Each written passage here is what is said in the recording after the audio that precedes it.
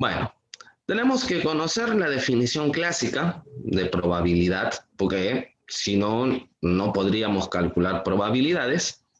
Y vamos a comprender cómo funciona esto de la probabilidad condicional. ¿De acuerdo? Es una situación un poquito diferente a la definición clásica, pero tampoco es muy complicado. Bien. Además de ello, vamos a hablar de eventos independientes, ¿de acuerdo? Así que es importante tener en cuenta esto.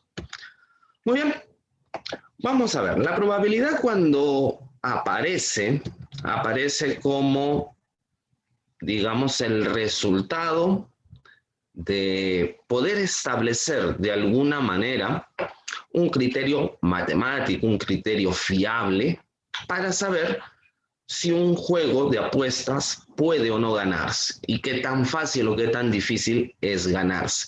Por eso es que nosotros vamos a ver, digamos que en la mayoría de ejemplos, en la mayoría de situaciones, se nos plantean pues justamente juegos de azar, lanzar un dado, lanzar una moneda, como está en el ejemplo, en la imagen. ¿De acuerdo? Sin embargo, este tipo de situaciones es más común de lo que parece, es decir, no solo se aplica en el ámbito de los juegos, sino que también se va a aplicar en nuestra vida cotidiana. Por ejemplo, por ponerles un ejemplo, el día de ayer hubo un pequeño corte de luz aquí en casa, ¿de acuerdo? Aquí en mi casa. Entonces, ¿qué tan probable es de que se dé este corte de luz? Incluso en la tarde hubo un momento en que hubo una ligera lluvia, ¿no? Hubo un momento en el que llovió. ¿Qué tan probable es que el día de hoy también llueva, por ejemplo, ¿no? Entonces, ese tipo de situaciones ya nos resultan a nosotros más comunes, ¿de acuerdo? La probabilidad que vamos a aprender es básicamente la probabilidad que se aplica a los juegos. Pero, por ejemplo, en los casos que les he mencionado, la probabilidad de que haya un corte del servicio eléctrico, la probabilidad de que llueva, ya se hace uso de la probabilidad dentro de lo que se conoce como estadística inferencial. ¿De acuerdo? Entonces, cuando nosotros hablemos de estadística inferencial en la universidad, porque ustedes van a llevar en la universidad este curso, el curso de estadística, todas las carreras, van a ver pues el uso de las probabilidades justamente en este tema. Bien, así que es importante el tema. Ahora, empecemos. Las primeras nociones que nosotros debemos de tener en cuenta son tres. La de experimento aleatorio, la de espacio muestral y la de evento. Si nosotros aprendemos a diferenciar estas tres situaciones, estas tres definiciones, créanme que vamos a poder resolver los problemas de probabilidades de manera muy sencilla. ¿De acuerdo? ¿Qué cosa es un experimento aleatorio? Ya, nosotros, por ejemplo, tenemos una noción de lo que es un experimento, ¿no es cierto? Un experimento es aquella acción que se realiza porque estamos interesados en averiguar algo, en investigar, ¿cierto? Y tenemos generalmente dos opciones, ¿no? Si es un experimento que ya se ha realizado con anterioridad, nosotros podríamos de alguna manera saber cuál es el resultado, ¿cierto? ¿Cuál es el resultado? Un ejemplo podría ser, tomo mi celular, lo dejo caer desde un octavo piso. Yo estoy seguro que el celular, cuando toque el piso, va a terminar roto, ¿cierto? Y por la física yo podría calcular con qué velocidad impactó, con qué fuerza ha impactado, ¿cierto? Entonces, conozco de antemano los resultados de este experimento. Ahora, hay situaciones que son diferentes, en las que, por ejemplo, yo no conozco el resultado. Ahora, aquí hay dos situaciones también posibles, ¿no? Si estoy realizando un experimento totalmente nuevo, totalmente innovador, no tengo la más remota idea de cuáles podrían ser los posibles resultados. No estoy hablando de el resultado que voy a obtener, ¿no? Sino que ni siquiera conozco qué podría suceder, ¿no? Por poner un ejemplo, no lo sé, descubrimos un nuevo elemento químico, ¿no? Yo no sé qué propiedades tiene este elemento químico. No sé cómo va a reaccionar si le echamos agua o cómo va a reaccionar si lo meto en un ácido, ¿cierto? Pero hay otras situaciones que son las que nos interesan, que si bien es cierto, no conocemos el resultado, ¿de acuerdo? No conocemos el resultado, sí conocemos cuáles podrían ser estos. Un ejemplo, lanzamos un dado. Al momento de lanzar el dado, yo no tengo la seguridad, no tengo la certeza del resultado que vaya a aparecer en el dado. Pero de lo que sí estoy seguro es de que, sea cual sea el resultado, va a estar dentro de un conjunto determinado por los valores 1, 2, 3, 4, 5 y 6. Tiene que salir uno de esos números, porque esos son los números. Nosotros nos vamos a concentrar entonces en estos últimos casos. Conocemos cuáles son los posibles resultados, pero no sabemos a ciencia cierta qué resultado nos dará en ese momento, ¿de acuerdo? Entonces, cuando hablamos de experimento aleatorio, hablamos de una prueba o un ensayo, cuyo resultado no se puede predecir. En otras palabras, el resultado depende íntegramente del azar.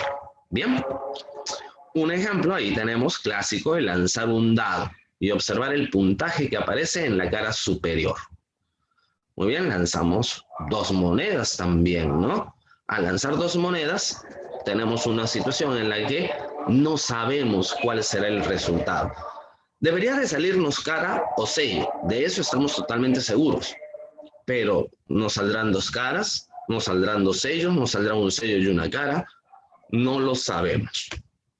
Bien, ahora, el experimento aleatorio siempre está ligado con un llamado espacio muestral. ¿Qué cosa es el espacio muestral?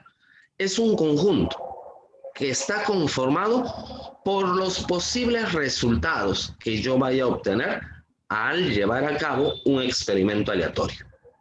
¿De acuerdo?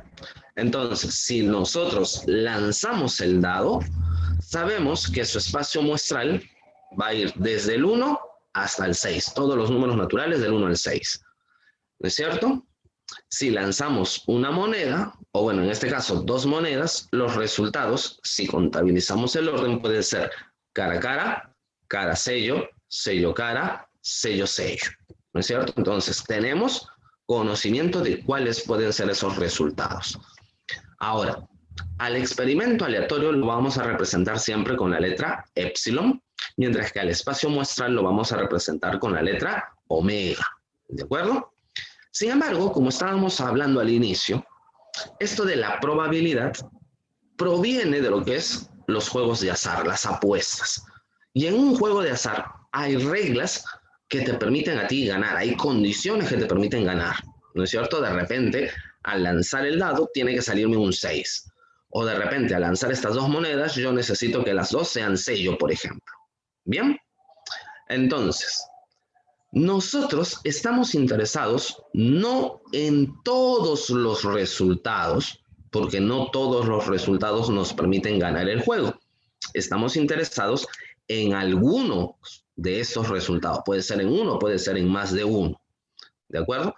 Cuando ocurre eso de que yo establezco las condiciones para ganar en un juego, aparece lo que se llama evento. ¿De acuerdo? Evento. Entonces nosotros vamos a decir que es un evento a todo aquel subconjunto del espacio muestral. Que tenga, ¿qué característica? Que tenga la característica de cumplir con las condiciones que se han establecido, ya sea para ganar un juego o ya sea para, cumplir, ¿de acuerdo?, con determinadas condiciones que el problema nos va a plantear. Como es un subconjunto, lo vamos a representar con una letra mayúscula, ¿de acuerdo? Entonces, de repente a mí me dicen, mira, al lanzar el dado, ¿de acuerdo? Al lanzar el dado y observar el puntaje que sale en la cara superior, yo lo que debo de obtener es un resultado impar. Profe, si voy a obtener un resultado impar, entonces los valores que a mí me permitirían cumplir esta condición o ganar este juego en todo caso serían estos. 1, 3 y 5. Si por el contrario, ¿no es cierto?, me dicen debemos de obtener un resultado mayor que 4, entonces lo que me permite a mí ganar o cumplir con la condición serán los resultados 5 y 6, ¿no es cierto? Ahora, observemos que aquello que nos interesa es siempre el cardinal, es decir, saber cuántos elementos tiene este conjunto, de cuántas formas puedo ganar. En otras palabras, al lanzar el dado, si yo quiero un resultado impar, tengo 3 posibilidades, ¿no es cierto? Tengo 3 posibles resultados que me harían ganar este juego. Si por el contrario me dicen debemos de obtener un valor mayor que 4, solamente hay 2, ¿no es cierto? A partir de estas 3 ideas, nosotros podemos establecer lo que es la definición clásica de probabilidad. Cuando nosotros hablamos de probabilidad, vamos a encontrarnos que es un cociente, ¿de acuerdo? Es un cociente, es una división. Bien, y esta división se va a dar entre aquellos casos que me son favorables, es decir, aquellos casos que a mí me permiten ganar el juego o cumplir con una determinada condición, entre la cantidad total de casos, ¿de acuerdo? En nuestro ejemplo, ¿no es cierto?, nosotros trabajamos con conjuntos, por lo tanto, el número de casos favorables será un cardinal y el número total de casos también será un cardinal, solo que de conjuntos diferentes. Uno es el cardinal del evento y el otro es el cardinal del espacio muestral. Cantidad de resultados favorables sobre cantidad total de resultados. Muy bien, veamos un problemita. Dice, calcule la probabilidad de que al lanzar un dado se obtenga un número par. Entonces, ¿el experimento cuál es? Lanzar el dado. Ya, no solo lanzar el dado, sino que también debemos de observar el número que sale en la cara superior. Ahora, ¿cuál es el espacio muestral? Es decir, ¿cuál es la condición que a mí me permite ganar? Profe, nosotros, el espacio muestral es la cantidad total de casos, ¿no? El evento, que es lo que nos permite ganar, son estos valores, 2, 4 y 6, ¿cierto? Muy bien. Tengo 6 posibles resultados y de estos 6 posibles resultados, solo 3 me permiten a mí ganar o cumplir con la condición. Entonces, si queremos calcular la probabilidad, ¿qué vamos a hacer? Dividir 3 entre 6 y eso me dará 1/2. Este 1/2, ¿qué interpretación le podemos dar? Porque evidentemente hay que darle una interpretación a esta probabilidad. La probabilidad de 1/2 significa que una de cada dos veces que yo lance el dado, debería de obtener un número par. Probablemente alguien me diga, profe, ¿sabe qué? Yo tengo ahorita en mi mano un dado. Voy a lanzar 2 veces ese dado y vamos a ver si se cumple lo que usted dice. Y resulta que no se cumple lo que yo digo. ¿De acuerdo? No se cumple lo que yo digo. Lanza 2 veces el dado y las 2 veces obtiene un número impar. ¿Qué pasó? ¿Fallaron las matemáticas? No.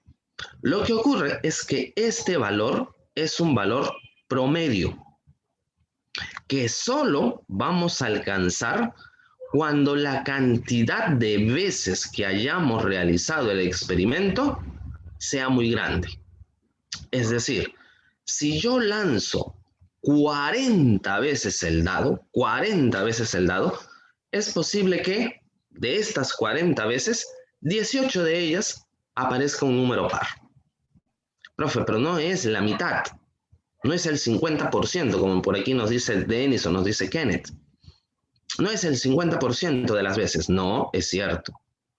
Pero si lanzáramos 400 veces el dado, entonces es probable que obtengamos 200 resultados pares.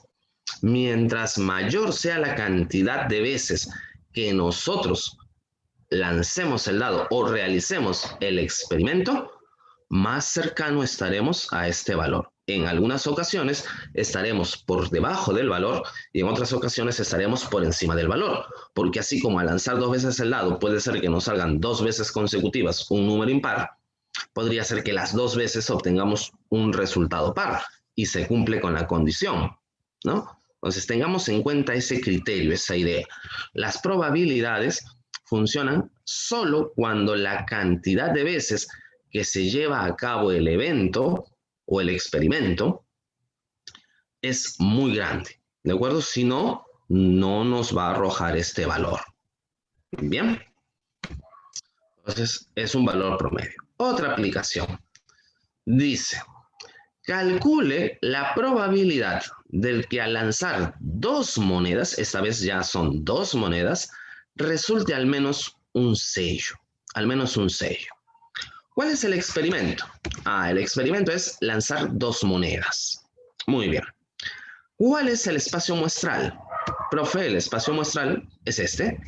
Cara a cara, cara sello, sello cara, sello sello.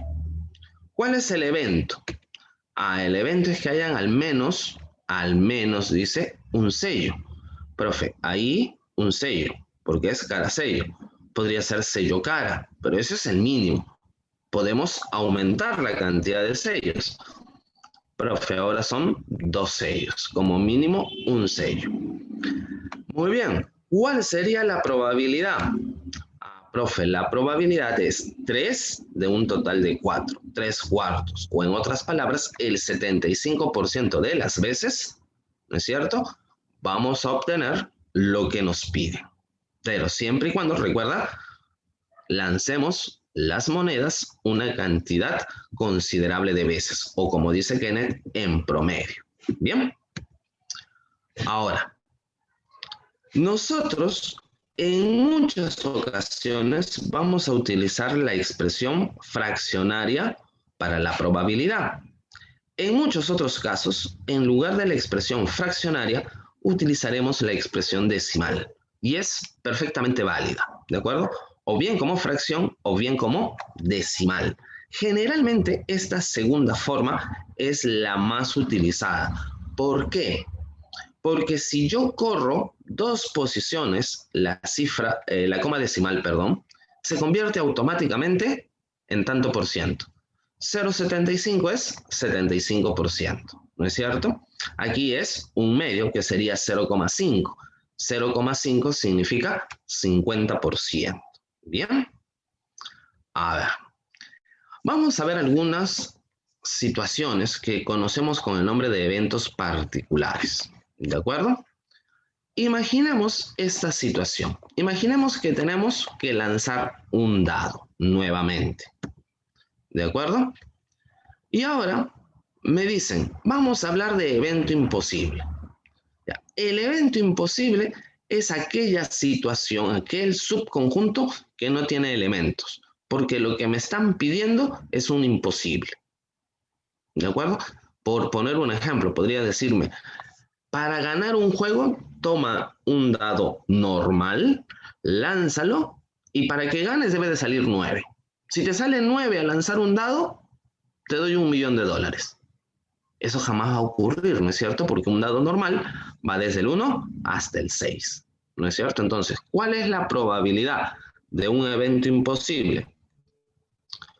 Profe, como el cardinal es 0 porque no tengo resultados, profe, la probabilidad será también 0, ¿no es cierto? 0 sobre 6 me dará 0.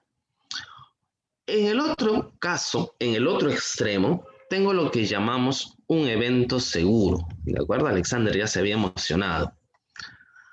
Muy bien. ¿Cuál es el evento seguro?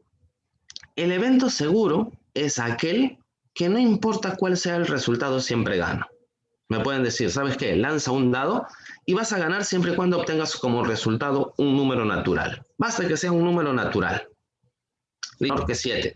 Profes, eso siempre va a ocurrir. ¿No es cierto? Siempre. Y entonces, el conjunto que contiene todos los posibles resultados, que es el, digamos, lo muestral, ¿no es cierto? Y el evento, el espacio muestral y el evento tienen la misma cantidad de elementos, son iguales. Si yo calculo la probabilidad me da 1. Otra situación, evento unitario. El evento unitario será aquella condición que solamente me deja una forma de ganar. Un ejemplo sería, de repente, lanzar un dado y que me salga 6. ¿En cuántas caras del dado hay, digamos, puntaje 6? Solo una cara. O como dice Kele, ¿no? Obtener un puntaje múltiplo de 5. Solamente hay un resultado múltiplo de 5, ¿no? Entonces, es aquel evento que tiene un solo elemento. A ver, por ejemplo, aquí, ¿no?, nos han puesto obtener un puntaje primo y par. Profe, sabemos que el único número que es primo y al mismo tiempo es par es 2. Así que tiene un solo elemento.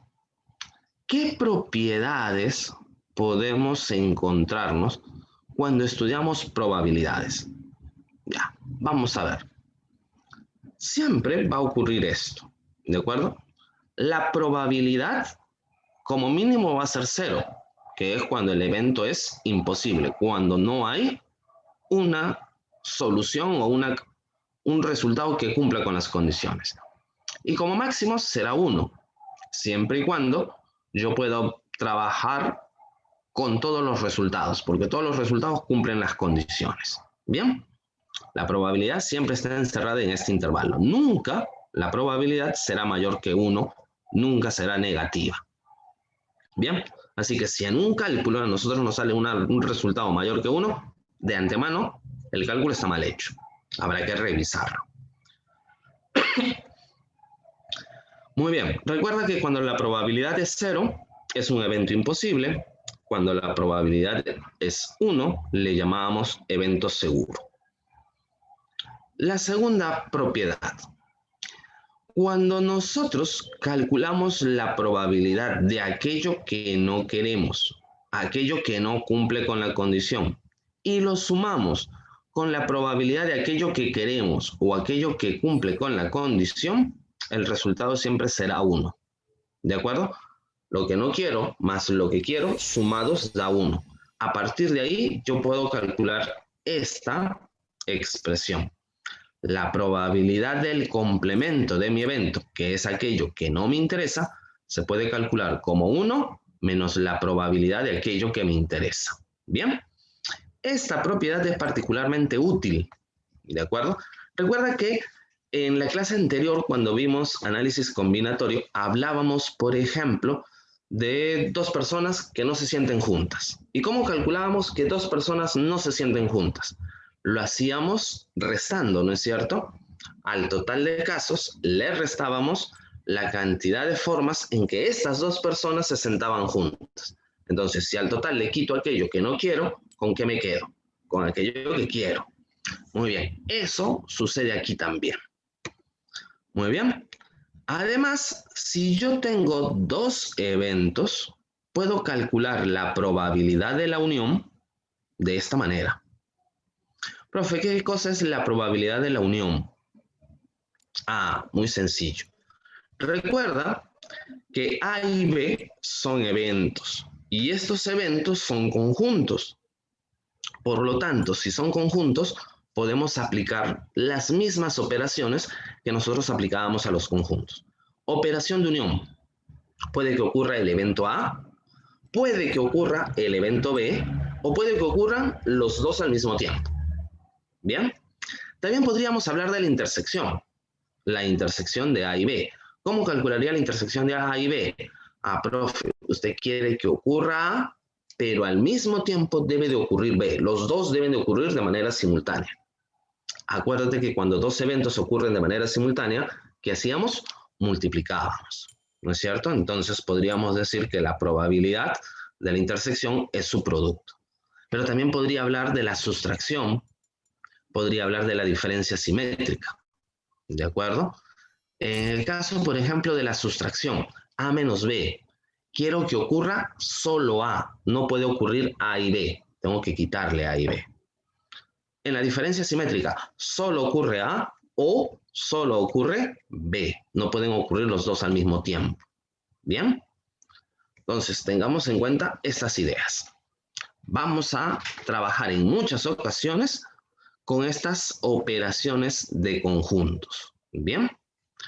Ahora, debemos de hablar de la probabilidad de eventos independientes y de la probabilidad condicional. Cuando hablamos de eventos independientes, es porque al realizarse uno de ellos, el resultado obtenido no afecta al otro. ¿De acuerdo?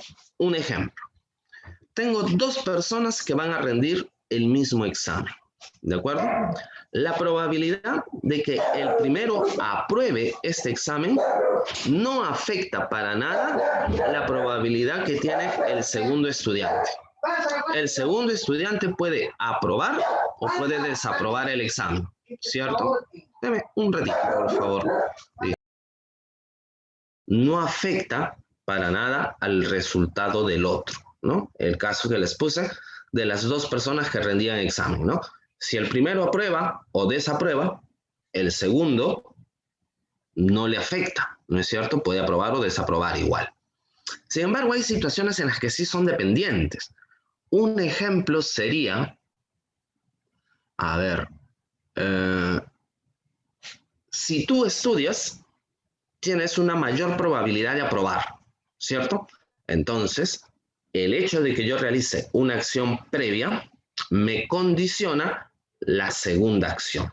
Y esa situación la vamos a ver en probabilidad condicional, ¿de acuerdo? Justamente de ahí el nombre, condicional, porque hay una condición inicial que me cambia las probabilidades del segundo evento. Muy bien, veamos. Eventos independientes, que es, para empezar, lo más sencillo. ¿De acuerdo? Es lo más sencillo. Veamos. Dice que dos eventos son independientes si la ocurrencia de uno de ellos no tiene efecto en la probabilidad de ocurrencia del otro. ¿De acuerdo? Un ejemplo podría ser, al lanzar dos veces una misma moneda, ¿qué obtenemos? Eventos independientes. ¿Por qué? El primer lanzamiento no afecta al resultado del segundo lanzamiento. ¿De acuerdo? No afecta para nada. Yo puedo lanzar la moneda la primera vez, obtener un determinado resultado y para nada se va a ver afectado los resultados del segundo lanzamiento. Cuando los eventos son independientes, hablamos de la intersección. ¿Por qué? Porque quiero que ocurran los dos al mismo tiempo. Como yo les adelanté ya, ¿qué ocurre cuando quiero que dos eventos ocurran al mismo tiempo, de manera simultánea? Multiplicábamos. Eso habíamos aprendido nosotros en la clase pasada. Aquí también multiplicaremos, ¿de acuerdo? La probabilidad será el producto de las probabilidades individuales. A ver, veamos un problemita. Dice, se lanza un mismo dado dos veces. ¿Cuál es la probabilidad que en el primer lanzamiento se obtenga un valor par y que en el segundo lanzamiento un valor menor que 4? Entonces, vamos a ver, ¿el experimento en qué consiste? En lanzar un dado dos veces. ¿Cuáles son mis eventos? Mi primer evento es el lanzamiento y obtener un resultado par. El segundo evento es, al momento de lanzar, obtener un resultado menor que 4. Muy bien. Si quiero que ocurran ambos, ¿no es cierto? Me daré cuenta de que la probabilidad de A es 3/6 o lo que llamamos un medio, porque hay tres valores pares de un total de 6. Si vamos a obtener valores menores que 4, al lanzar el dado, las únicas posibilidades que tengo es que salgan 1, 2 y 3.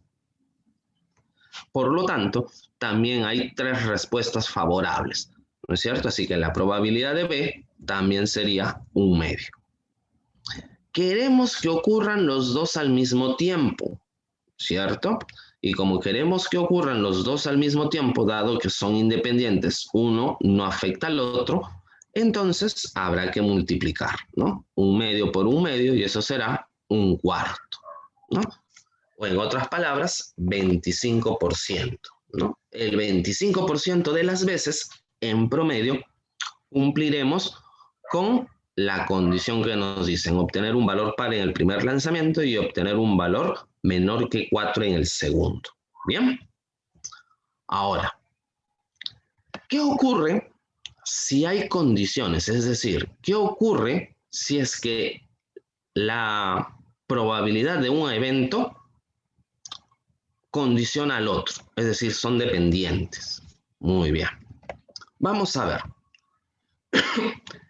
En este caso, en esta situación, a la probabilidad condicional la vamos a definir de esta manera. ¿Qué significa? Significa que voy a calcular la probabilidad de que ocurra A habiendo ya ocurrido B. ¿De acuerdo? Habiendo ya ocurrido B. Lo vamos a calcular de esa manera. Puedo calcularlo como el cociente de probabilidades, aunque generalmente vamos a utilizar cardinales. Y vamos a explicarlo mejor mediante un ejemplo. ¿De acuerdo? A ver. Lo vas a entender bien en un ejemplo.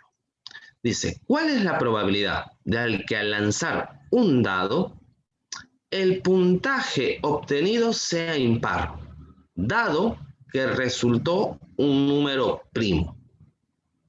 Muy bien. Dice, dado que resultó un número primo. Entonces, ¿qué me están pidiendo? Que dentro del conjunto de los números primos que yo pueda obtener al lanzar este dado, ese número sea impar. ¿De acuerdo? Vamos a ver entonces. El experimento es lanzar un dado. Muy bien. ¿Cuál es el espacio muestral? Profe, este es el espacio muestral. Puede obtener cualquiera de estos 6 resultados. ¿Estoy interesado en todos? No. Solo estoy interesado en aquellos que resultaron ser números primos. Profe, si quieres solo los números primos, entonces los números primos serán 2, 3 y 5. Olvídate por un momento de esto. ¿Ya? 2, 3 y 5. Muy bien. Estos son los números que ya sabemos tienen la posibilidad de haber salido, porque me dijeron que el resultado era un número primo. Cuando lanzaron el dado se dieron cuenta que el resultado era un número primo. Muy bien. De estos números primos, yo debo de elegir aquellos que cumplan con la condición anterior, que sea número impar. Profe, me doy cuenta que solamente son 3 y 5 los que cumplen con la condición. Muy bien, he graficado aquí todos los posibles resultados en el espacio muestral. B es un subconjunto que tiene los elementos 2, 3 y 5 porque tiene los números primos, mientras que A tiene a 1, 3 y 5 porque son los números pares. Recuerda, ya no me interesan todos los resultados, solamente me interesan aquellos que cumplen con la condición B. ¿Cuál es la condición B? Que son primos. De estos números primos, ¿cuáles son impares? 3 y 5, es decir, hay 2 números impares. ¿De un total de cuántos? Profe, de un total de 3. Por lo tanto, la probabilidad se calcula como 2 de 3. 2 de 3. La intersección sobre el cardinal de B. O dicho de otra manera, lo que ocurre en la probabilidad condicional es que el espacio muestral, que siempre va abajo porque es la cantidad total de casos, se ve restringido. ¿De acuerdo? A ver, vamos a poner otro ejemplo. Vamos a poner otro ejemplo.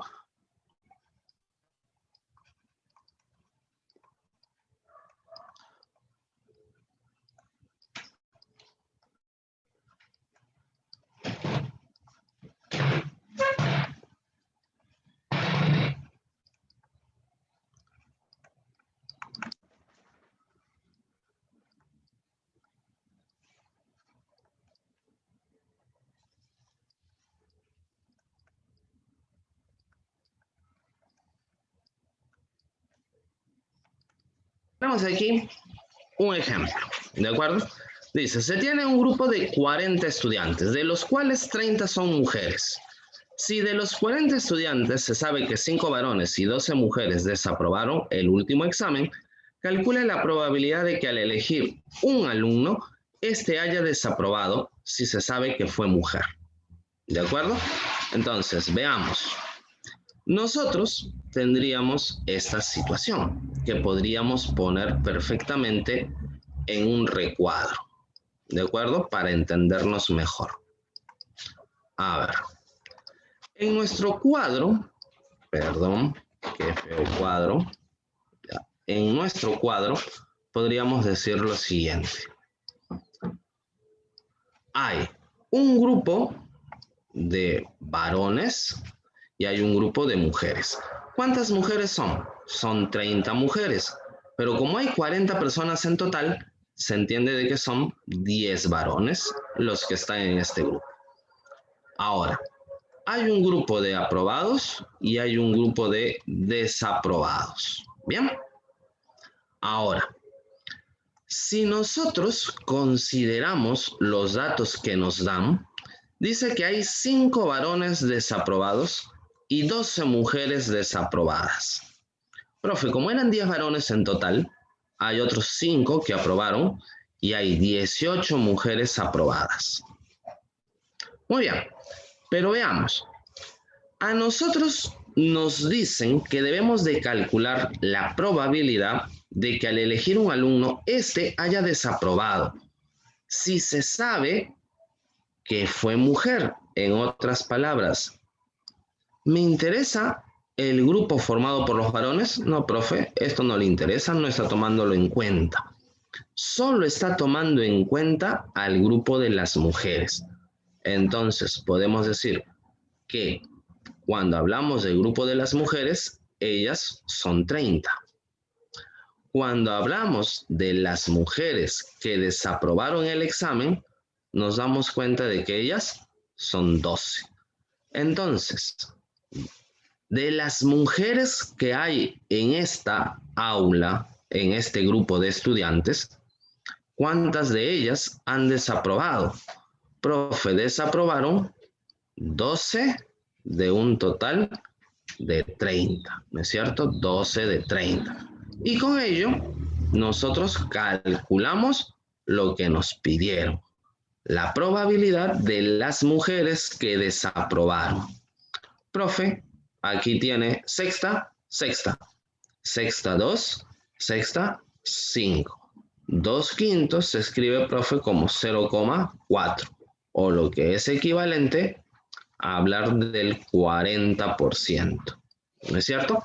Entonces, podríamos decir, en este caso en particular, en este ejemplo, el 40% de las mujeres desaprobaron el examen. ¿De acuerdo? Entonces, como ves, ¿qué ocurre? Estoy usando la misma definición de probabilidad, ¿no es cierto? Los casos favorables sobre los casos totales. Lo único que ocurre con la probabilidad condicional es que la cantidad total ha cambiado. Ya no son los 40. ¿Por qué?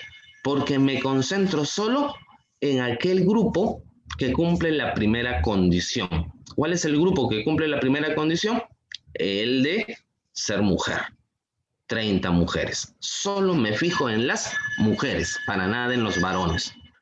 ¿De acuerdo? Entonces, siempre que tengamos probabilidad condicional, haremos eso. Nos fijaremos en aquel grupo que cumple esa condición que se da por sentada. ¿De acuerdo? Tenemos ya la total certeza de que la persona elegida ha sido mujer. De lo que no estamos seguros es de que haya desaprobado el examen. Bien, a eso le llamamos nosotros probabilidad condicional. Como ven, no es nada de otro mundo. Es una idea bastante sencilla, ¿no es cierto? Permítanme compartirles unos problemas adicionales, de los cuales 45 son mujeres. De los hombres, hay 40 que juegan tenis, al igual que 35 de las mujeres. Determine la probabilidad de que al elegir a un joven, este juegue tenis si se sabe que fue mujer. probabilidad condicional, ¿de acuerdo? Porque me están dando dos condiciones. Una es de que juegue tenis y la otra es que sea mujer. Muy bien, veamos. Si tengo 100 personas, entonces podríamos decir lo siguiente, ¿no? De estas 100 personas, 45 de ellas son mujeres. Muy bien. De los hombres, dice, hay 40 que juegan al tenis. Ahí estará nuestro 40. Y 35 mujeres. Muy bien. ¿Quiénes no juegan al tenis? Bueno, 10 mujeres no juegan al tenis. Y completando la información, podríamos decir, hay 55 varones en total y 15 de ellos no juegan tenis. Bien. Veamos. Dice que se sabe que fue mujer, es decir, hay una condición que ya se cumplió, fue mujer. Pregunta, ¿me interesa el grupo de los varones? No, profe, ya no le interesa el grupo de los varones. Solamente le interesa el grupo de las mujeres porque ellas son las que han cumplido con la primera condición. Entonces, ahora, ¿qué debo de saber? Profe, debe de saber cuántas de estas mujeres juegan al tenis. ¿Cuántas? Profe, hay 35 mujeres que juegan al tenis. 35. Muy bien, eso significa que al calcular la probabilidad condicional, diremos 35 de las 45 mujeres juegan al tenis. Simplificando, eso nos sale 7/9, ¿no? Muy bien, Alexandra, muy bien, Denis, muy bien, Cintia, ¿no? Han calculado ya el resultado. Muy bien, como este es un problema que ustedes no lo tienen, a ver, háganle una capturita. A ver, dice, en un sistema de seguridad, la probabilidad de que se produzca una emergencia es 0,1. Si esta se produce, la probabilidad de que la alarma funcione es 0,95. La probabilidad de que la alarma funcione sin que haya habido una emergencia es 0,3. Determine la probabilidad de que habiendo funcionado la alarma no se haya producido una emergencia. A ver, veamos.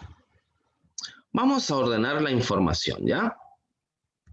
Acá hay una leyenda, ¿de acuerdo? Y aquí hay un cuadro. Nosotros nos vamos a guiar del cuadro. Básicamente, en los problemas de probabilidad condicional estaremos hablando de un cuadro. ¿Bien? ¿Cuál es la probabilidad de que haya una emergencia? Profe, la probabilidad de que se produzca la emergencia es de 0,1. ¿De acuerdo? Esa es la probabilidad de que se produzca la emergencia. 0,1. Muy bien. Si se produce la emergencia, la probabilidad de que la alarma funcione es 0,95. Profe, ¿cómo voy a colocar esa información? Ah, muy fácil. Debe de haber una emergencia y debe de funcionar la alarma. Los dos casos al mismo tiempo. Hay emergencia y funciona la alarma. ¿Qué debemos de hacer cuando dos eventos ocurren de manera simultánea? Profe, multiplicamos. Entonces 0,95 por 0,1 será la probabilidad de que habiendo una emergencia suene esta alarma. Profe, eso nos da 0,95, 0,095. Muy bien, ahí está. Bien, ahora, la probabilidad dice de que la alarma funcione sin que haya habido una emergencia es de 0,03. Aquí no hay emergencia, pero la alarma funciona. Entonces, habrá que multiplicar. Pero, profe, acá yo no tengo valor para multiplicar. Ah, pero un detalle. Hemos dicho que la probabilidad de que se cumpla lo que deseo más la probabilidad de que no se cumpla lo que deseo, ¿cuánto debe de darme? Debe de darme 1. Muy bien, así que el resultado sería 0,9 en este punto, ¿cierto? Bueno, aquí están completando para la unidad.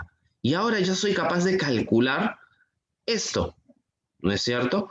La probabilidad de la alarma que suene cuando no hay emergencia, que es 0,3 por 0,9. Profe, 0,3 por 0,9 me dará 0,027. Ese resultado irá aquí.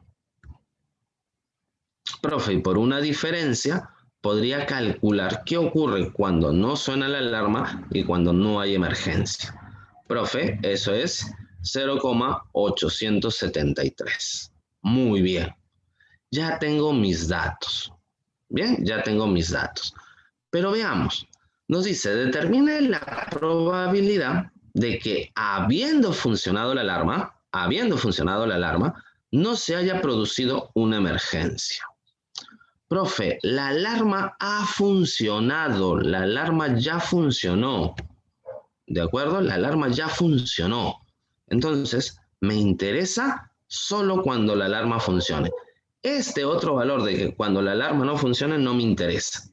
Pero se sigue cumpliendo que así como que la suma de las probabilidades de las dos columnas es 1, la suma de probabilidades de las dos filas también debe de darme 1. Profe, ¿cómo obtuvo estos numeritos? Sumando 0,095 con 0,027 me da 0,122. Sumando 0,005 con 0,873 me da 0,878. Así que sumamos, nada más. Muy bien, como habíamos dicho, no me interesa lo de abajo, solamente me interesa lo de arriba. Mi total, mi probabilidad total será 0,122. Ah, profe, pero quiere que no haya la emergencia.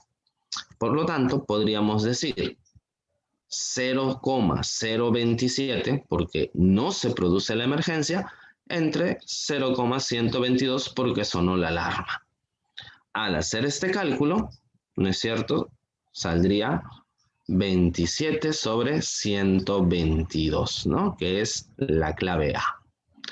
Muy bien, chicos, a ver, una captura y seguimos. Les doy unos minutos a ver para que lo intenten por la probabilidad de que habiendo la emergencia suene la alarma, que es 0,95. Entonces, a multiplicar 0,1 por 0,95 me da 0,095.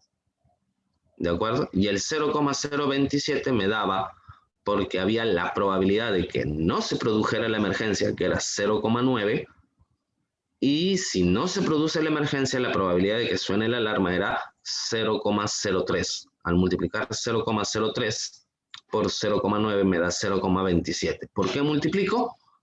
Multiplico porque deben de ocurrir los dos al mismo tiempo. ¿De acuerdo, Piero? Muy bien, regresemos a lo nuestro. Leslie y Susan me han mandado sus respuestas. Vamos a ver. También Alessandra. Vamos a ver. Sí, no te preocupes, Piero. Después regreso. Vamos a ver qué ocurre. Dice que tenemos a un grupo de personas. Listo. Y la información está aquí en el cuadro. Dice, determinen la probabilidad de que al elegir una persona al azar de este grupo, ésta sea mujer, si se sabe que la persona elegida no fuma. Profe, la persona elegida no fuma. No fuma. Por lo tanto, ¿te interesan los que fumen? No, me interesan los que no fuman. ¿Cuántas personas no fuman?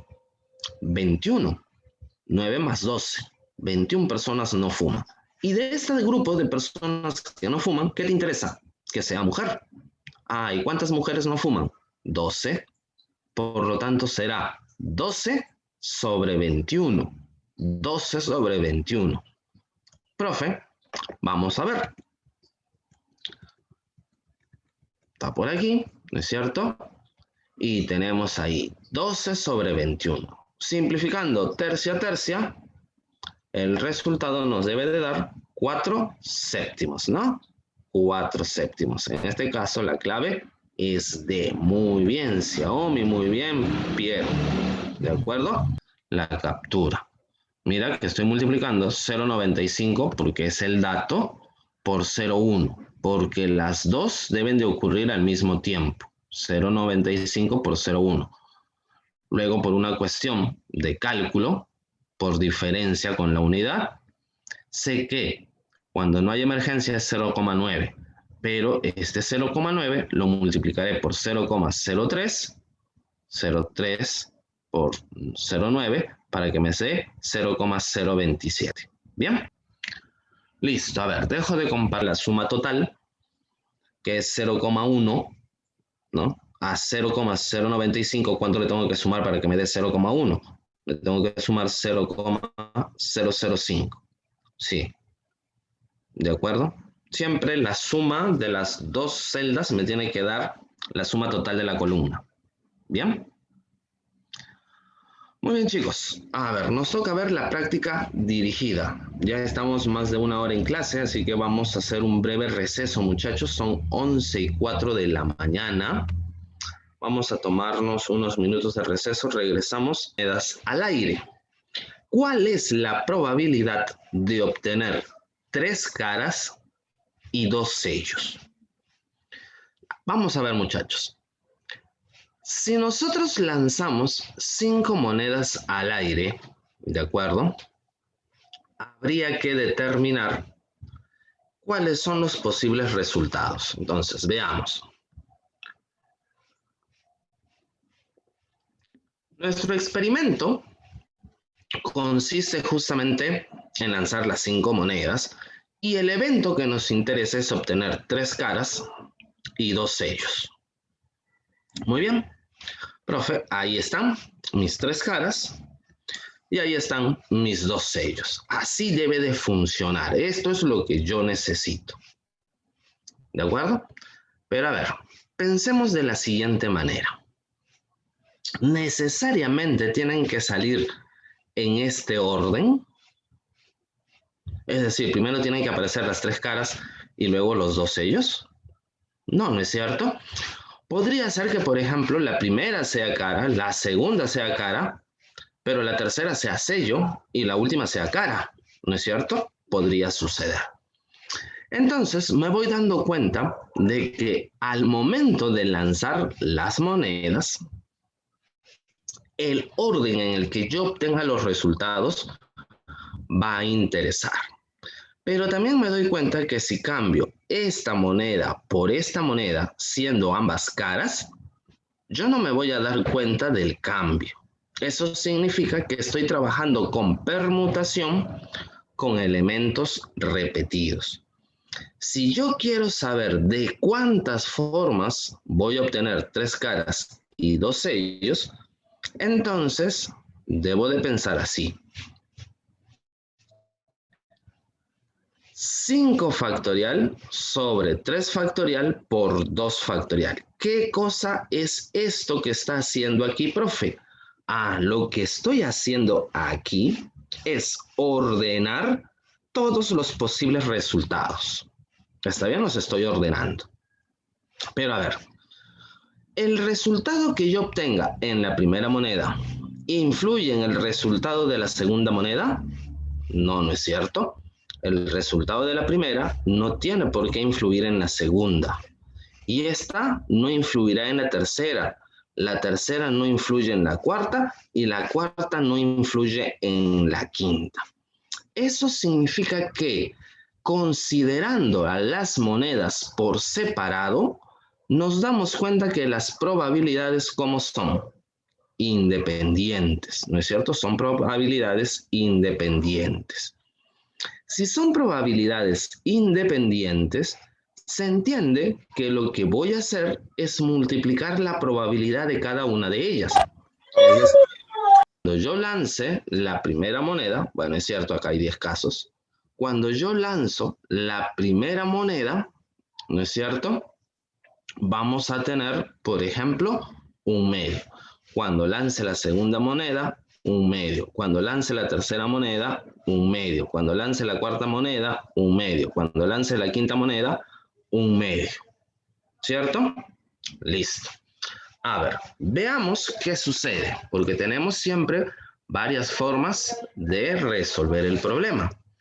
Entonces, yo podría decir, profe, hay 10 casos posibles al momento de ordenarlos. Al lanzar la primera moneda es un medio, porque la moneda solamente tiene una cara. Cuando lanzo la segunda moneda también es un medio, porque es la cara de la segunda moneda. Y lo mismo ocurre con la cara de la tercera moneda. Profe, pero me faltan los sellos. Ya, pero la moneda tiene solamente un sello. Entonces, para la cuarta y la quinta moneda, estaríamos operando de esta manera. ¿Qué estoy haciendo? Probabilidad de la primera moneda por la probabilidad de la segunda, por probabilidad de la tercera, por probabilidad de la cuarta, por probabilidad de la quinta moneda. ¿Cierto? Son eventos independientes. Profe, al hacer el resultado, esto me sale 10/32. Claro, yo puedo simplificar para que me quede como 5/16, ¿no es cierto? Simplifico mitad, profe, eso le queda a usted como 5/16. Pero a ver, también podría, ya dado que tengo los casos favorables, calcular los casos totales. Los casos totales serían 2 a la quinta. ¿Por qué, profe, 2 a la quinta? 2 valores para él, 2 valores para él, 2 valores para él, 2 valores para él y 2 valores para él. Como tienen que ocurrir que las 5 monedas son lanzadas de manera consecutiva, profe, multiplico 2 por 2 por 2 por 2 por 2, 2 a la quinta, ¿no es cierto? Muy bien. Entonces, de igual manera, sale 32. Profe, lo único que tiene que hacer ahora es aplicar la definición clásica de probabilidad, ¿no? Y la definición clásica de probabilidad me dice que debo de dividir los casos favorables entre los casos totales. Profe, 10/32, así que el resultado sigue siendo 5/16, ¿no? En este caso, la respuesta correspondería a la clave B. Siempre podemos hacerlo de más de una forma, ¿de acuerdo? Entonces, por ahí, acostúmbrate. O lo trabajas así, o lo trabajas como yo te enseñé, ¿no? El otro caso. Voy a escribirlo aquí arriba para que te quede y salga en tu captura, ¿no? Habíamos dicho era 10 por un medio, por un medio, por un medio, por un medio y por un medio, ¿no? Y al final nos da el mismo resultado, 10/32. Bien, así que cualquiera de las formas que nosotros apliquemos nos da el mismo resultado. O también un medio a la quinta, ¿no? Como dice Piero, un medio a la quinta, es lo mismo. Muy bien, chicos, ahora sí que tenemos las dos resoluciones, captura, ¿no?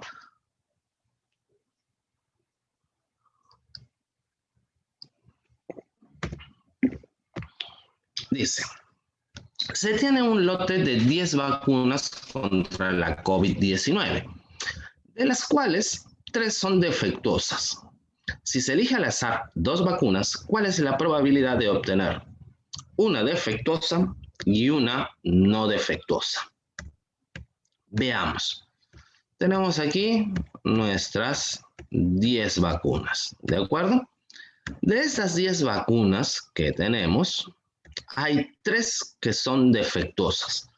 Por lo tanto, 7 deben estar en muy buenas condiciones, ¿cierto? Deben de estar en buenas condiciones. La pregunta es, si lo que queremos es obtener una vacuna defectuosa y una no defectuosa al momento de elegir extraer 2 vacunas de este lote de 10, la pregunta es, ¿nos interesa el orden o no? Vamos a ver. Si yo extrajera las vacunas una por una, me interesaría el orden. ¿Por qué? Porque yo me podría dar cuenta cuál es el resultado de la primera y cuál es el resultado de la segunda. Pero en este caso, me dicen que vamos a extraer 2 vacunas. Debo de entender que las 2 vacunas las vamos a extraer al mismo tiempo. Si las voy a extraer las 2 vacunas al mismo tiempo, eso significa que no me interesa el orden. Lo único que me interesa es que salga una buena y una mala. ¿Está bien? Por tanto, yo podría decir, la cantidad de casos que me son favorables se puede calcular como el combinatorio ¿de acuerdo? De 3 en 1, porque de 3 defectuosas debo elegir una, multiplicado por el combinatorio de 7 en 1. Combinatorio de 3 en 1, porque no me interesa el orden, para la que está mal, por el combinatorio de 7 en 1, por la que está bien, ¿no? De esa manera sabré de cuántas formas puedo obtener este resultado. Y al hacer el cálculo, me sale que puedo obtenerlo de 21 formas diferentes. Muy bien, ¿qué nos falta? Profe, lo que le falta es determinar la cantidad total de casos. Pero la cantidad total de casos no sería tomar 2 vacunas de un total de 10 sin que me importe el orden. Claro que sí, ¿no es cierto? Elijo al azar 2 vacunas de un total de 10, así que sería combinatorio de 10 en 2.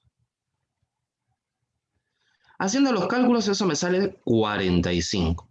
Entonces, la probabilidad será 21 de 45.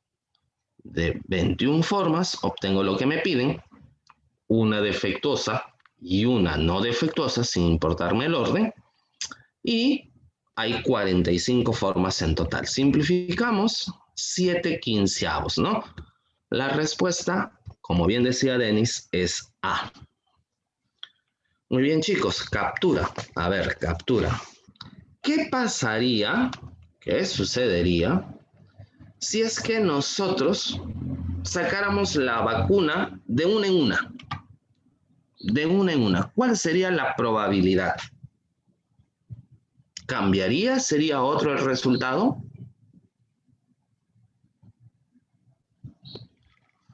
A ver, espero sus participaciones, muchachos. Vamos a sacar las vacunas de una en una, es decir, me importa el orden. ¿De acuerdo? A ver, Alexander dice, si la pregunta no cambia, entonces no. Muy bien. Tengo una primera respuesta. Mientras sus compañeros van calculando, ¿de acuerdo? A ver, este combinatorio de 10 en 2 es el factorial de 10 sobre 10 menos 2, o 8 factorial, por el factorial de 2. Muy bien.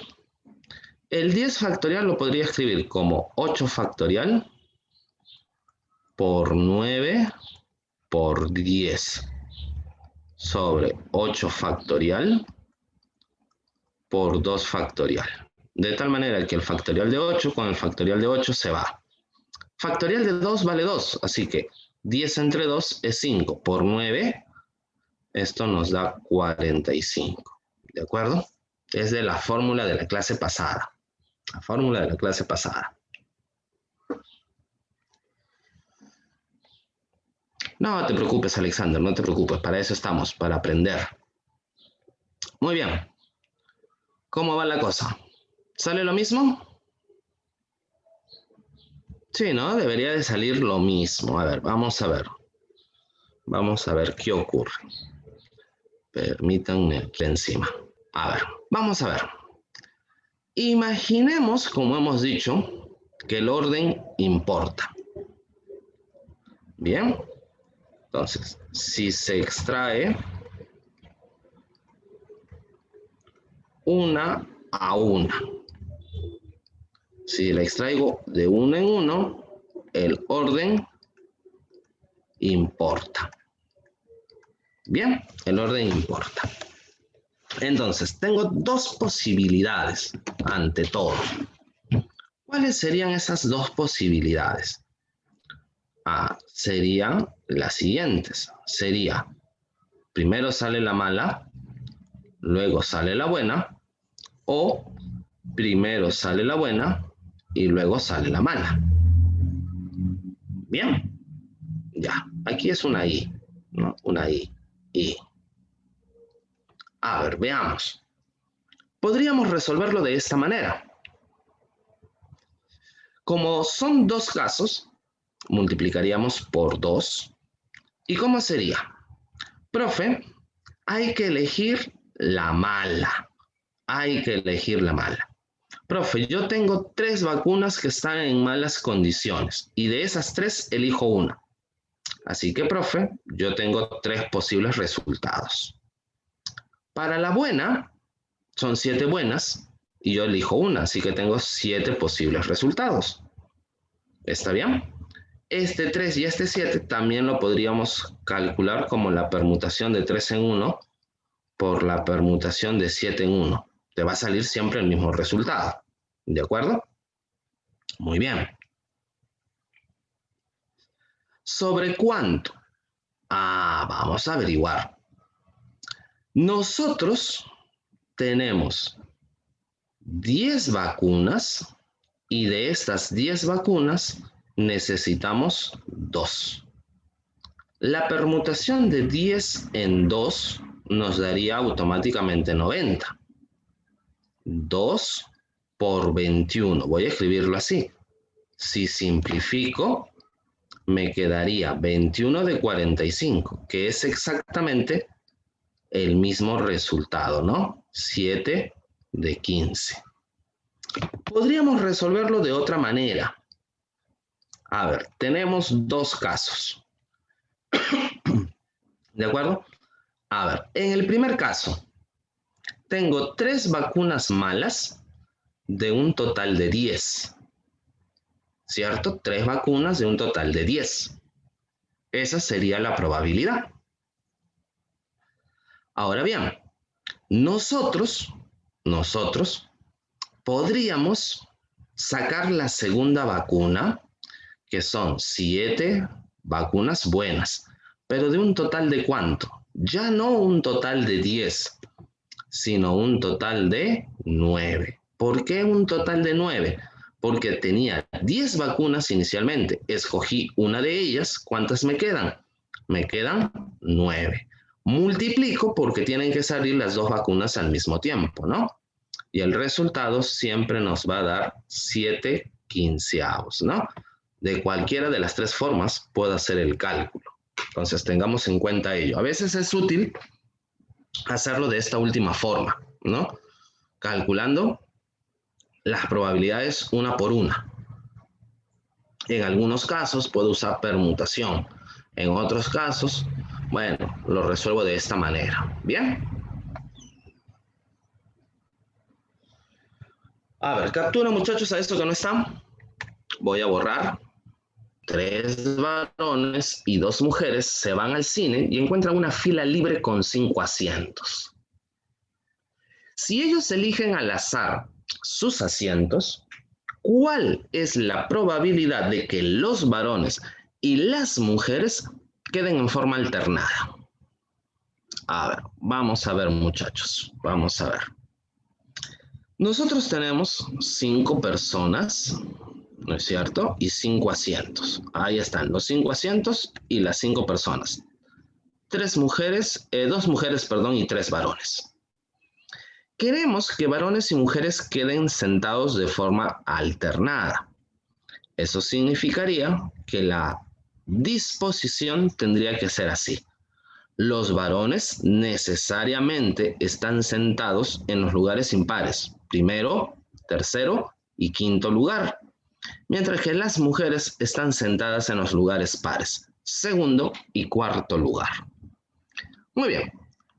Si yo quisiera calcular la cantidad de casos favorables, tendría que decir, profe, dado que los varones se sientan en los lugares impares y solo hay 3 lugares impares, entonces hay que ordenarlos. ¿De acuerdo? Y eso sería permutación de 3. ¿De acuerdo? Las mujeres se van a sentar en los 2 lugares pares, así que sería la permutación de 2.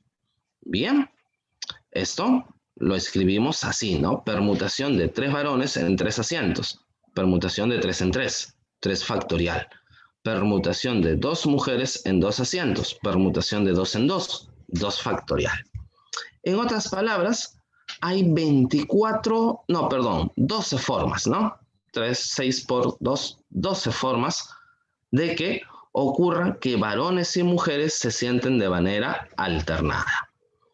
Pero los casos totales, ¿cómo se calcularán?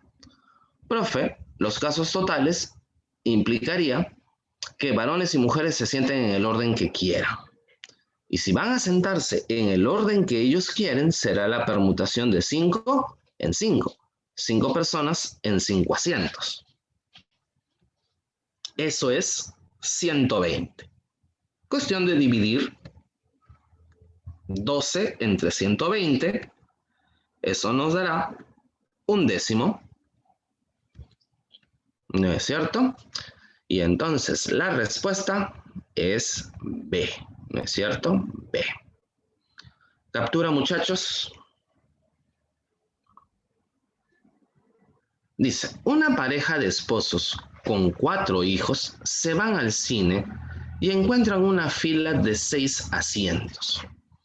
Calcule la probabilidad de que puedan ubicarse si los esposos siempre deben estar juntos. Muy bien. Entonces, nosotros tenemos a una pareja de esposos y a sus 4 hijos. Ahí están. ¿Listo? Ahora, hay 6 asientos disponibles, así que hay uno para cada uno. ¿Bien? Pero van a sentarse así. Papá y mamá van a estar juntos. Los hijos pueden sentarse donde quieran. Recordemos que si papá y mamá se van a sentar juntos, entonces papá y mamá se comportan como si fueran un solo elemento. ¿Cuáles serían mis casos favorables? Profe, sus casos favorables serían los siguientes. Factorial de 5 por factorial de 2. ¿Por qué factorial de 5? Profe, porque tiene un elemento, 2, 3, 4 y 5. 5 elementos. En otras palabras, el factorial de 5 no es otra cosa que la permutación de 5 en 5. Vamos a aclarar aquí. Este 5 es la permutación de 5 en 5. Es la permutación externa.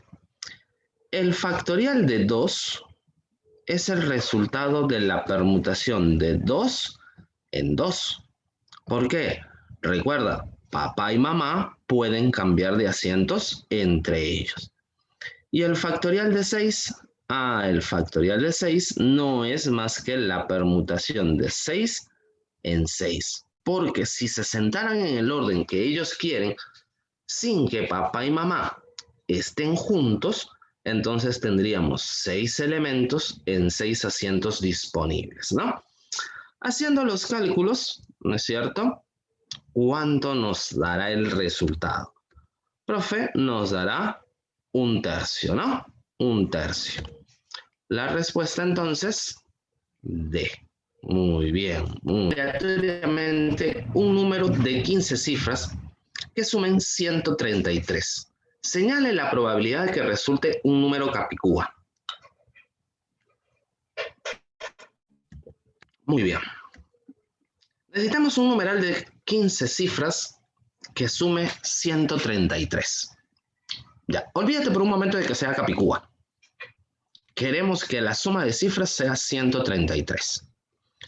Si yo pusiera 8 cifras 15, 8 por 15 me da 120. No llego. Significa que debería de tener cifras 9. Profe, ¿cómo sabe esto? ¿Cómo puedes resolver este tipo de problemas? Ya, muy sencillo. Mira, toma 133 y divídelo entre 15. 133 entre 15 te da 8, y algo. Significa que el mínimo valor posible es 9. ¿De acuerdo? Entonces deben haber varios 9. Por ahí habrá uno que salga menor que 9, porque lo estamos, digamos, haciendo por aproximación. Mira, existe la posibilidad de que hayan 14 veces 9, 14 veces 9 y una vez 7. 14 veces 9 y una vez 7. ¿De acuerdo? Con eso en mente, yo puedo construir mi numeral. Profe, 14 veces 9 y un 7. Pero para que sean capicúas, el 7 debe de ir en medio, ¿no es cierto? Hay 9 a la izquierda y 9 a la derecha. Y debe de ser la misma cantidad. Entonces ahí ya tengo un numeral capicúa.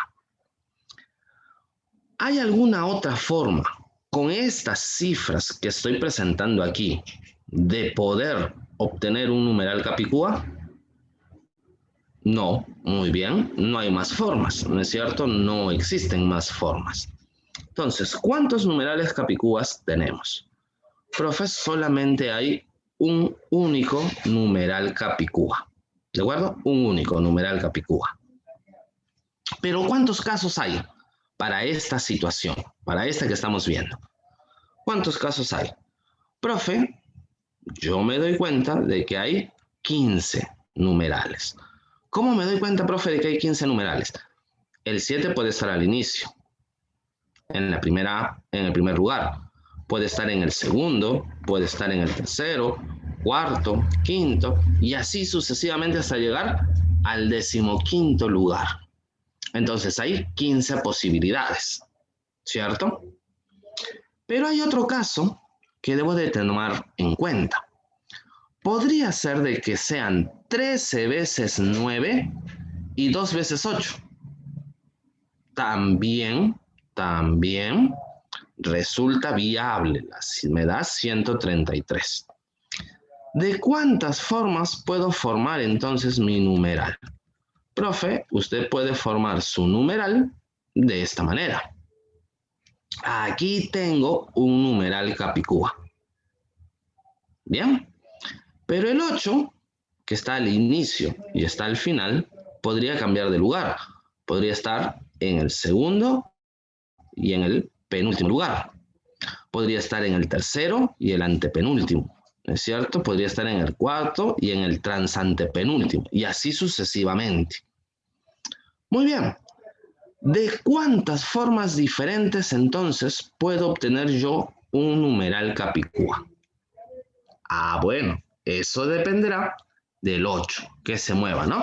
El 8, como bien dice tu compañero Denis, tiene 7 lugares para moverse. 7 lugares. Al medio siempre debe de quedar un 9. Entonces, numerales capicúas deberían de haber 7. Pero ¿cuántos numerales van a haber en total? Profe, debería de haber esta cantidad de numerales. ¿Por qué? Son 15 cifras, de las cuales 13 de ellas son 9 y 2 de ellas son 8. Entonces tenemos 105 numerales en total, de los cuales 7 de ellos son capicúas. Si quiero calcular la probabilidad, será casos favorables sobre casos totales. ¿Cuántos casos me son favorables? Profe, 1 más 7. 1 del primer caso y 7 del segundo caso. Esos son mis casos favorables. Y mis casos totales, 15 del primero y 105 del segundo, ¿no? Casos favorables sobre casos totales. Hacemos el cálculo, profe, eso sale 8 de 120, que simplificando sale un quinceavo, ¿no? Y por tanto, la respuesta sería la clave D. Problema 6. Dice, Karen observa en el Cenami que la probabilidad que llueva mañana en el Cusco es de 0,6. La probabilidad de que truene es de 0,3. Y la probabilidad de que llueva y truene es de 0,10. Calcule la probabilidad de que no llueva ni truene. Cuando te pongan problemas de este tipo, piensa de la siguiente manera. Las probabilidades son conjuntos. Entonces, como son conjuntos, yo los voy a trabajar como si fueran conjuntos. De esa manera, tengo un conjunto universo con 2 conjuntos. Uno de ellos representará al conjunto de los días que llueva o la probabilidad de que llueva, que es 0,6. el otro es el que truene, 0,3. Y por dato me dicen que la probabilidad de que llueve y truene es 0,10. Profe, de que llueve y truene, es decir, en la intersección. Profe, pero yo sé claramente que la probabilidad total es 1, ¿no es cierto?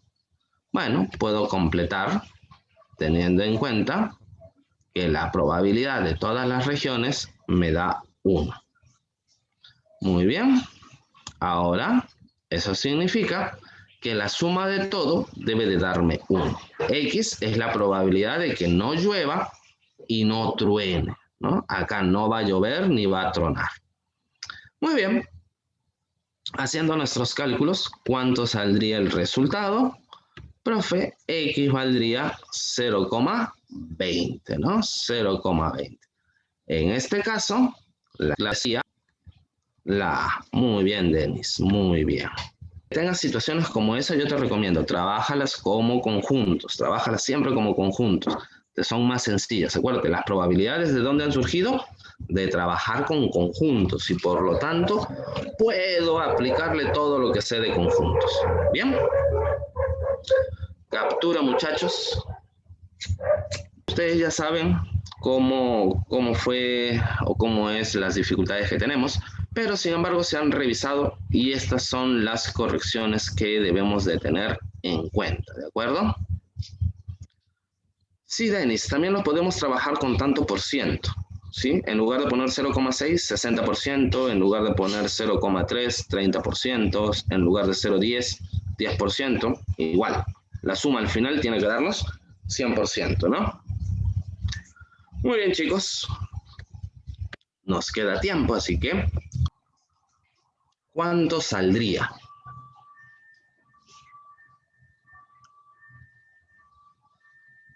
El experimento consiste en elegir un número del 1 al 50 y el evento en elegir un número que no sea divisible por 6 u 8. Entonces, como queremos un número que no sea divisible por 6 o por 8, habrá que calcular los que sí y por diferencia encontraremos los que no. El universo tiene 50 números. De estos 50 números habrá algunos múltiplos de 6 que podríamos calcularlos rápidamente. Para saber cuántos son, todo lo que tenemos que hacer es tomar 50 y dividirlo entre 6.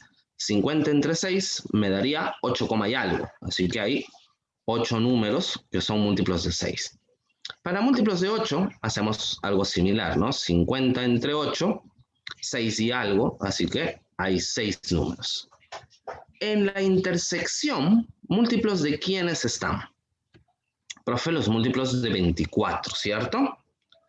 50 entre 24 a 2, y algo, así que hay 2 números. Completamos y en total los que están dentro de estos 3 conjuntos son 12, de un total de 50. Entonces, los que están afuera serían 50 menos 12. ¿Cierto? De 50 números, hay 12 de ellos que están prohibidos. Por lo tanto, los que están afuera serían 50 menos 2, 38 números aquí afuera. Esos son mis casos favorables.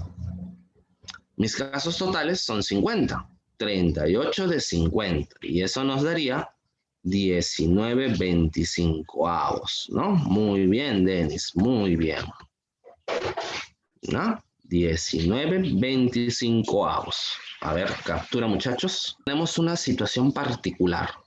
Dice, se tiene una moneda trucada, de modo que la probabilidad de sacar cara es 3 veces la de sacar sello. Si se lanza 4 veces seguidas la misma moneda, determine la probabilidad en cada uno de los siguientes casos y dé como respuesta la suma de los resultados obtenidos. Y tenemos 2 casos. Ya. Lo interesante aquí es esto de la moneda trucada. Bien, nosotros hasta este momento hemos trabajado situaciones que se conocen como equiprobables. ¿Qué son situaciones equiprobables? Son situaciones en las que todos los resultados tienen siempre la misma probabilidad de ser obtenidos. ¿De acuerdo? Por eso me decían que cuando lanzo una moneda es un medio para la cara y un medio para el sello. ¿De acuerdo? Porque tengo, digamos, la misma probabilidad. Sin embargo, aquí me dice que la moneda está trucada. Significa que tiene más posibilidades de salir cara que de salir sello. ¿De acuerdo? Pero no te asustes.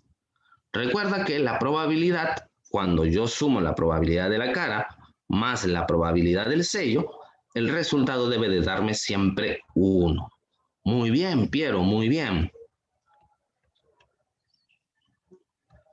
Ahí está lo que les decía, la probabilidad de la cara más la probabilidad del sello. Lo que quiero más lo que no quiero, por decirlo de alguna manera, siempre debe de darme 1. Reemplazando el hecho de que la probabilidad de la cara sea 3 veces la probabilidad del sello, ¿no? Nos daría que la probabilidad del sello es 1/4 y la probabilidad de la cara 3/4. Bien, hemos cambiado la probabilidad. Bueno, primer caso. Queremos obtener exactamente 2 sellos, pero recuerda que hemos lanzado 4 veces seguidas la moneda. Entonces, no precisamente van a salir en esta posición, ¿cierto? Pueden cambiar de posición. Y para cambiar el orden, como tenemos elementos repetidos, usamos esta formulita. 4 elementos en total, 2 de ellos sellos, 2 de ellos caras, ¿cierto? Cuando sacamos el sello es 1/4. Cuando sacamos el siguiente sello también es 1/4. Cuando sacamos cara, 3/4. Cuando sacamos otra cara, 3/4, ¿no? Hacemos el cálculo y eso sale 54 sobre 4 a la cuarta. ¿Bien? Eso correspondería al primer resultado. En el segundo resultado, lo que nos piden a nosotros es obtener por lo menos 3 caras. Y eso significaría que estamos ante 2 situaciones. Exactamente 3 caras o 4 caras, ¿no es cierto? Porque me han dicho por lo menos 3, por lo menos 3. Muy bien. Si queremos obtener 3 caras y un sello, me doy cuenta que aquí también hay un orden. El sello puede aparecer antes, el sello puede aparecer después. ¿Cómo lo calcularíamos? Profe, de esta manera. Aquí lo que estoy haciendo es ordenamiento, ¿no? Con elementos repetidos. 4 elementos en total, 3 de ellos caras y un sello. Vamos con las caras. Probabilidad de 3/4, 3/4, 3/4. Y el de los sellos, 1/4. Y si quiero 4 caras, 3/4, 3/4, 3/4 y 3/4. ¿Por qué sumo los resultados? Ah, porque, profe, puede que salga el primer caso o puede que salga el segundo caso. Y al hacer los cálculos, el resultado es 189 sobre 4 a la cuarta. El problema me pide que dé como respuesta la suma de ambos resultados. O claro, como dice Piero, ¿no? Por el conector o sumamos, ¿no? Y el resultado es 243 sobre 256, ¿no? A ver, muchachos, una captura. ¿Listo? Muy bien.